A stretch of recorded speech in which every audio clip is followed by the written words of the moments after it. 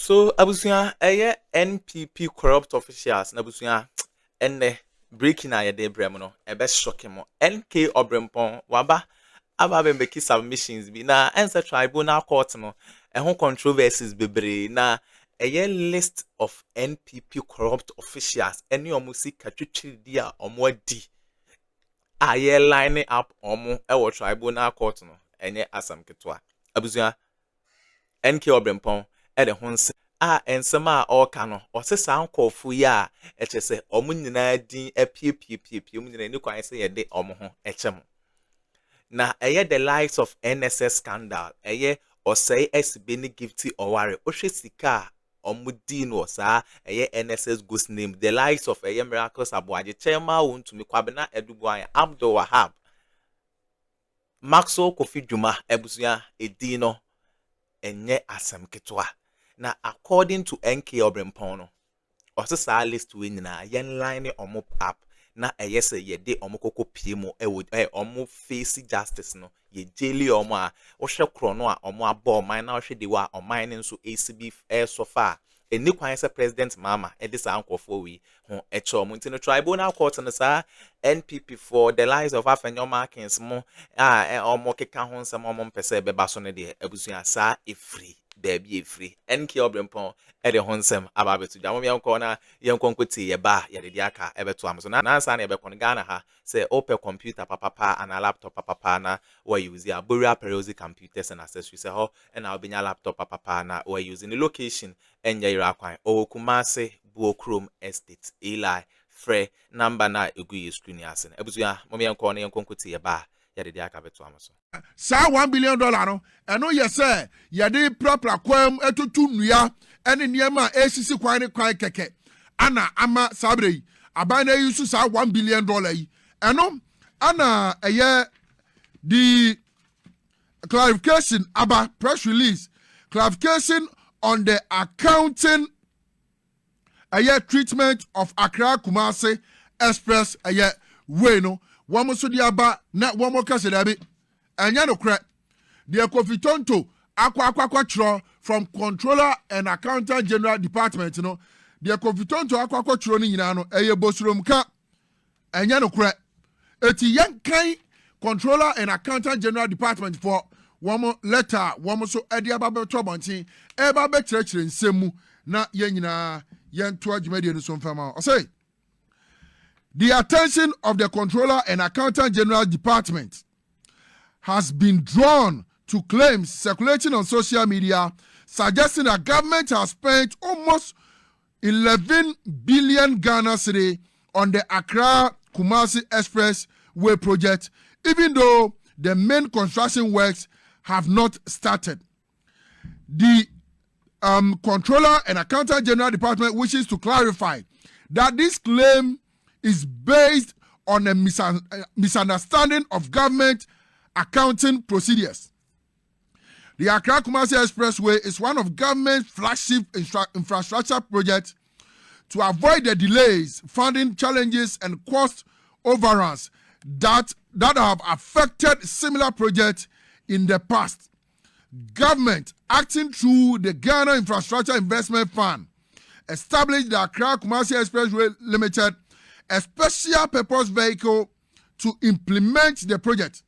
The company is classified as a state-owned enterprise for funding and accounting purposes. Following Parliament's approval of the concession, government earmarked proceeds from the annual budget funding amount and mineral royalties in the 2025 budget to finance the project. The approved funds were transferred from the consolidated fund into a dedicated Bank of Ghana account. The Controller and Accountant General Department wishes to emphasize that these funds have not been paid into any contractor or spent on construction works. They remain in the dedicated Bank of Ghana account pending project execution.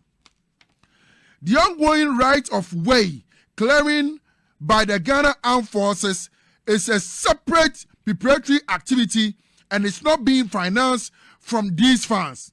The Controller and Accountant General Department also wishes to clarify that government operates at the levels central government compromising ministries, departments, and agencies, MDAs and MDAs, local government comprising metropolitan, municipal, and district assemblies, MMDAs, and government business entities falls under government accounting rules. Every transfer of money from central government, the consolidated fund, to another government entity outside the central government accounting group, MDAs, is recorded as grant expenditure in the books of central bank and as granted revenue in the books of the receiving entity. This is a standard accounting treatment and does not mean the receiving entity has spent the funds. The same principle applies to transfers made to institutions such as the district assemblies, common fund, get fund, and the National Health Insurance Authority. 80.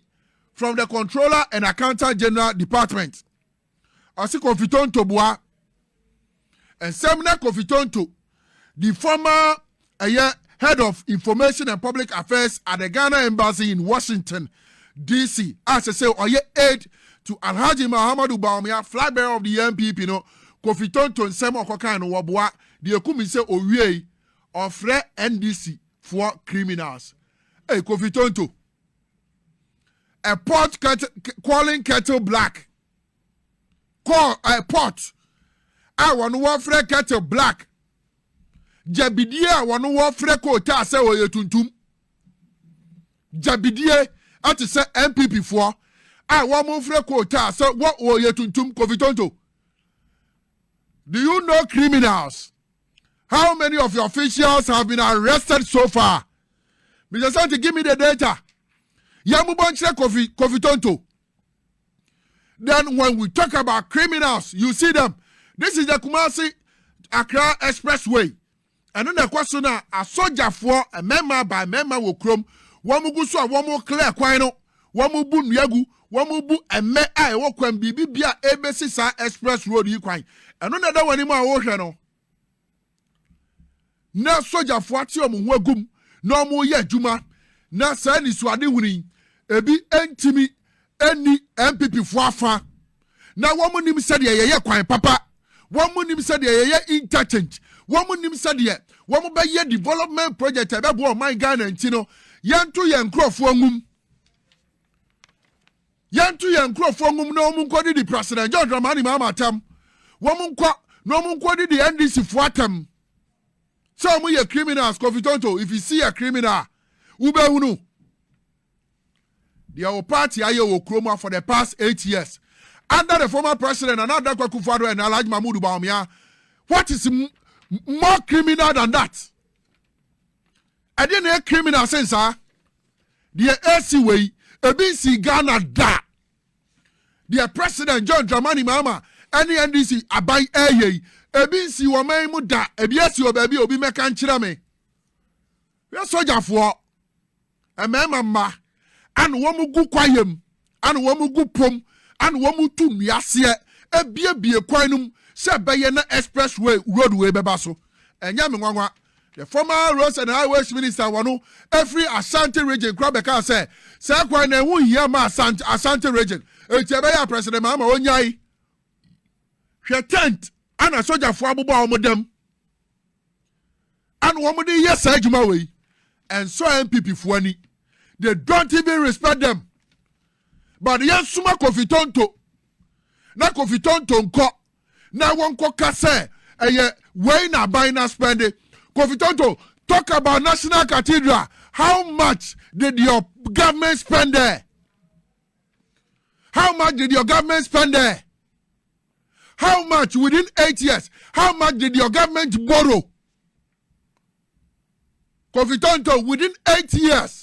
Sika say na wo waban oboro ye bosia say na moje sika say ana mububu passport office go ya already ya mububu 11 bungalows belonging to judges already ya go ya mububu Malian ambassador already ya go ya mububu niema hodo already ya go ya.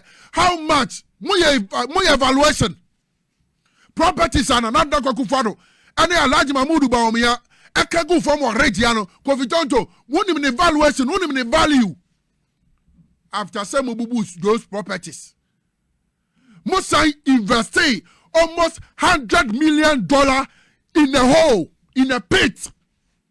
You are there calling people criminals. Kofi Tonto. Sometimes I don't know why people still give attention to people like Kofi Tonto. Yes, I will tell you. And this we don't need people like this. No. Wababeka 1 billion. Mumi se Kofi Tonto say ne record sekutano wai. Ne documents ekutano a ekire say abaya yusu 1 billion so far on the Accra Kumasi Expressway no. Where are the documents?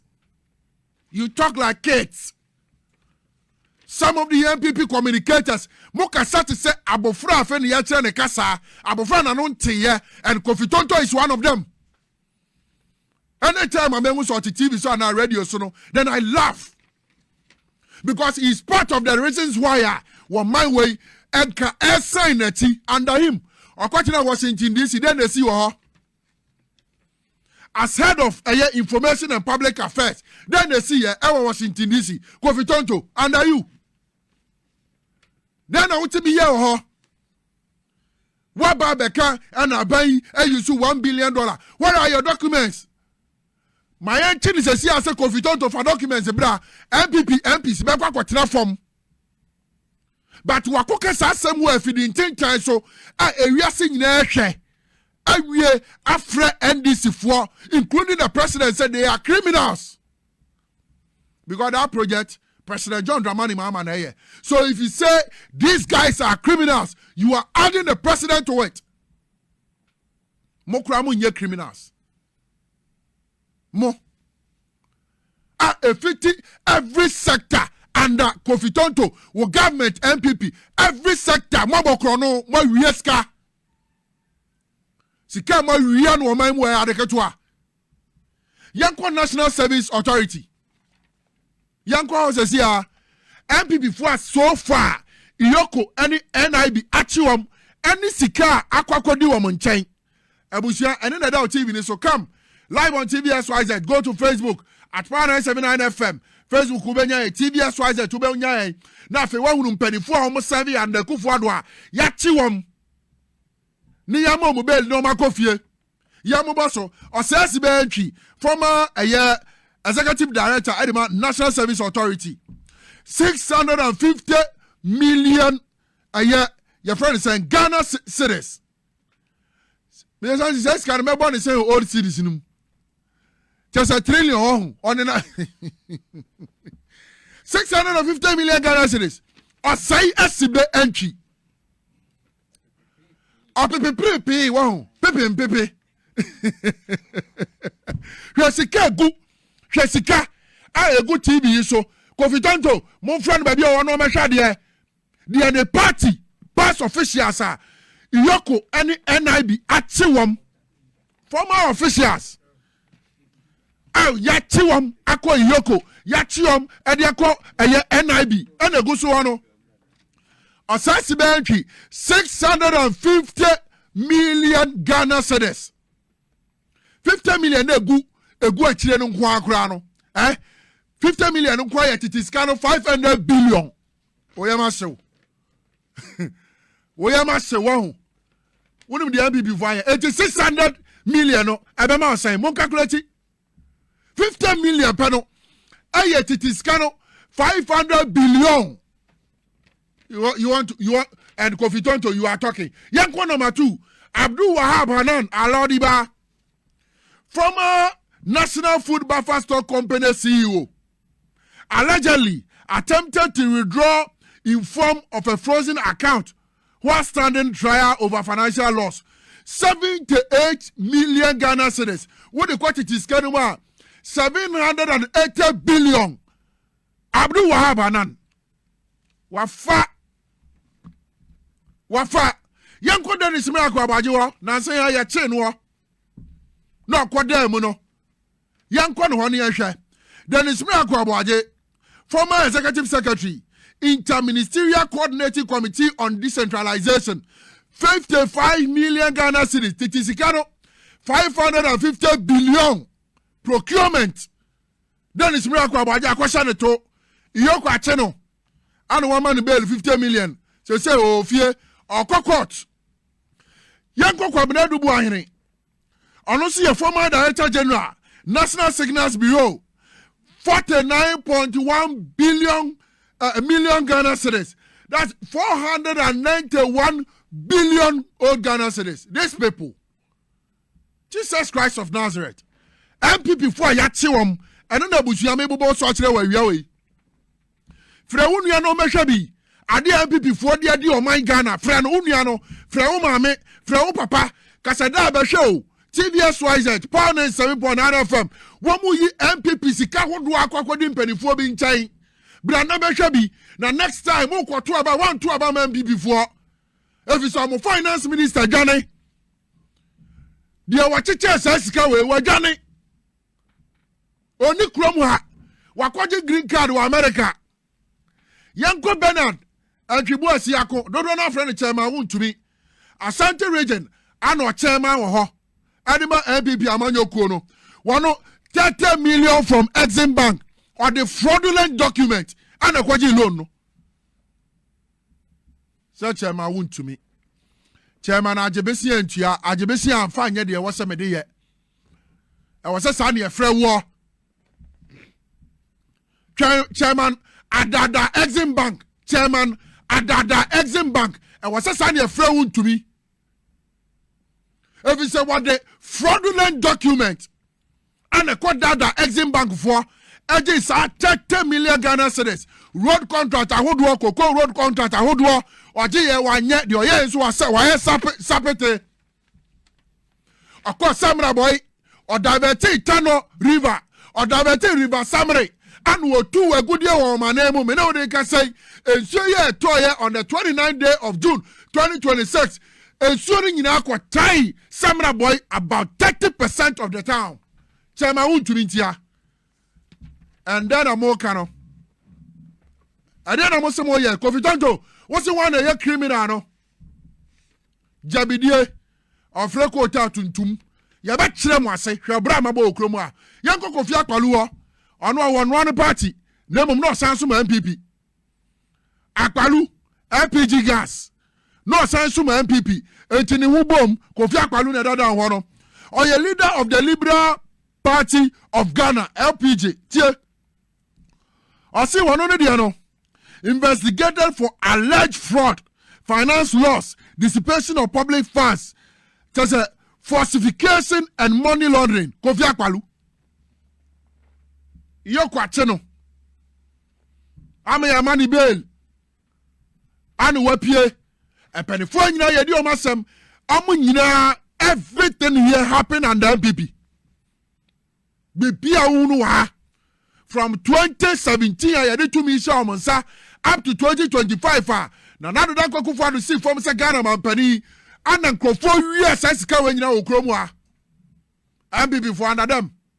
Woman Disika Papa. Woman real man yo. Debi America, NPP for your man, NPP for your man. Na se NDC antimi a momo dele. Na se champagne for way.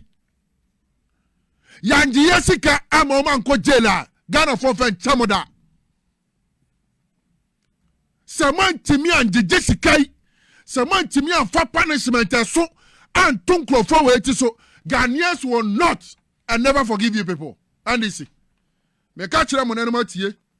Yantrasi Yanyo number 7, Edwin Alfred Provinca, former managing director at the Mark Bust. One also alleged financial irregularities involving Bust and the Gold for Oil program. But I say, oh, yeah, Gold for Oil, you full the from. You better petrol for 4. Gold for Oil, bow, Cromano, and the price is crack also. No Edwin Alfred Provinca, one and managing director of Bust. It's one also in one some da. I actually know about so. You do a petesi so.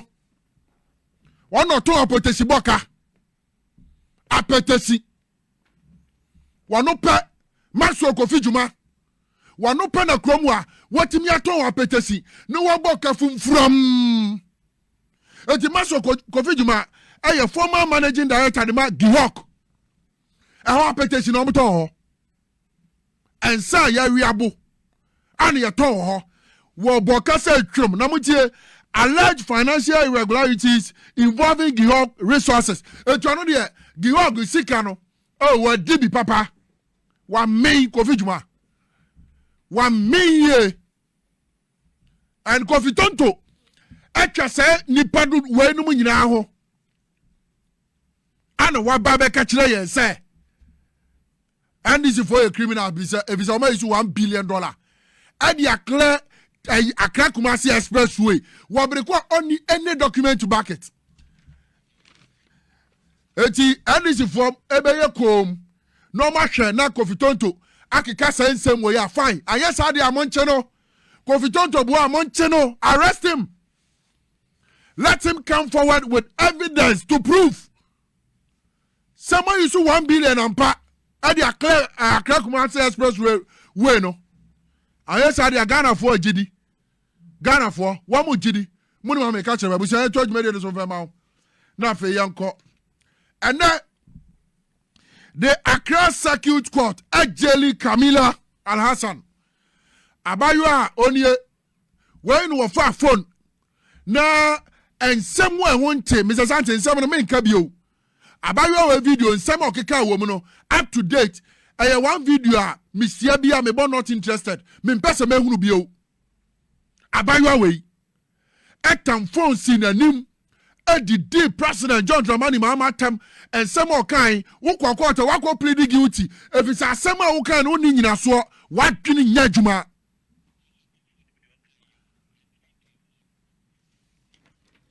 and then Mr. Santi any video no nanin some no kind some boss who are as a me in America etienne the Accra Circuit aya court after say Camila lost and plead guilty another year in Wama jail no 1 year on Frankwada prison. Na adwini na the tribunal reset mrem. This is how I was a near Messifa Crow. Muchioma jail them. If they are not able to prove whatever they put out there, jail them, send them to prison with hard labor. Na adwini no reset mrem. Because we NPP ni eti ya kire se mo de ya de atem na atete mo takrema so eti mo nya obi a mo pe okrom a enya nwanwa ya ti emaywa we ya na party mpanifo na mo de ya kire oh we dey say ya kabi mami nkabi ya free speech ya adwenkire adan ya kwache no yentie Camila the santi say me mo boss ntima bobo ensebo ka kire President John Dramani Mahama man nay the Accra Circuit Court adina 12 months eswa judge at least 5 to baba bonteno o kasa kire no wa ha ebe pie wa ha Camila say mo keka ni bi o say His Excellency John Dramani Mahama atum mo fra mo na ne nkola nketenkete da tie 1 year swa me ya judge Camila nka be ko 17 years ebe onwa wo be pie beba na adwene fu wani achi wo de be ya futuo e de ama wo ma wo be ma wadwena ya adwuma no wonu sade asem ha wo kromu a ekoya wo be fa so na wa address asem no fa phone didi man pani atem se wo yemba 1 year so abu je to say President Mahama kura no woni Miss Bella da I be 16 years. Oh, what's the President Mahama ni nada? Kokot fa kwa wo se me meboa na meboa me jitu meboa 1 year nyame na ajo. I say someone should assassinate President and his wife Lordina. Obi ku President Mahama ne yiri Lordina nyina na wo ti ase. O man paniwu Camila wo ti ase. Ami ya semi waste me energy on my way ho a.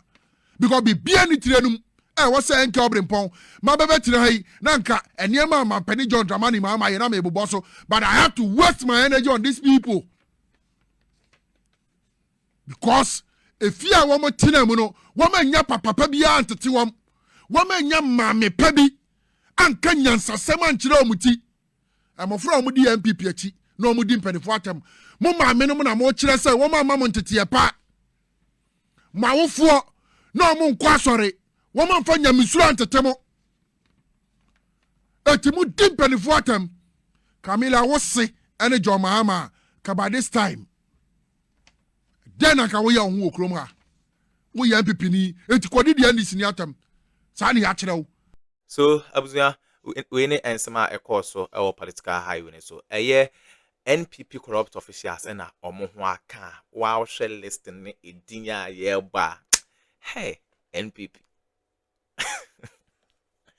nke obremponi o se obia mbra no meti o so obia meti bi na okwa akoto aba wo hu ba bia abeto aba afa abuzuya ye beda mase samo je pene kokotiza ensem we ere mai aha gossip politics TV so beda mase.